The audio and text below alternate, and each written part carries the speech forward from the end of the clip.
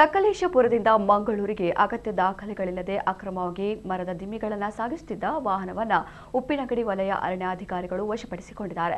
August 3, 2026ರಂದು Puttur ತಾಲೂಕಿನ ಉಪ್ಪಿನಗಡಿ ಗ್ರಾಮದ ಮಠ ಎಂಬಲಿನ ರಾಷ್ಟ್ರೀಯ ಹೆದ್ದಾರಿ 75ರಲ್ಲಿ ಕಾರ್ಯಾಚರಣೆ ನಡೆಸಿದ ಅರಣ್ಯ ಇಲಾಖೆ ಅಧಿಕಾರಿಗಳು ಅರಣ್ಯ ಉತ್ಪನ್ನವನ್ನು ನಿಯಮಬಾಹಿರವಾಗಿ ಸಾಗಾಟ ಮಾಡುತ್ತಿದ್ದ ವಾಹನವನ್ನು ತಡೆದು ಪರಿಶೀಲಿಸಿದರು. ಪರಿಶೀಲನೆ ವೇಳೆ ಅಗತ್ಯ ದಾಖಲೆಗಳಿಲ್ಲದೆ ಮರದ ದಿಮ್ಮಿಗಳನ್ನು ಸಾಗಾಟ ಮಾಡಿರುವುದು ಪತ್ತೆಯಾಗಿ ವಾಹನ ಹಾಗೂ ಮರದ ದಿಮ್ಮಿಗಳನ್ನು ವಶಕ್ಕೆ ಪಡೆದು ಪ್ರಕರಣ ದಾಖಲಿಸಲಾಗಿದೆ. ವಶಪಡಿಸಿಕೊಂಡ ವಾಹನ ಮತ್ತು ಮರದ ದಿಮ್ಮಿಗಳ ಒಟ್ಟು ಮೌಲ್ಯ ಸುಮಾರು 10 ಲಕ್ಷ ರೂಪಾಯಿ ಎಂದು ಅಂದಾಜಿಸಲಾಗಿದೆ.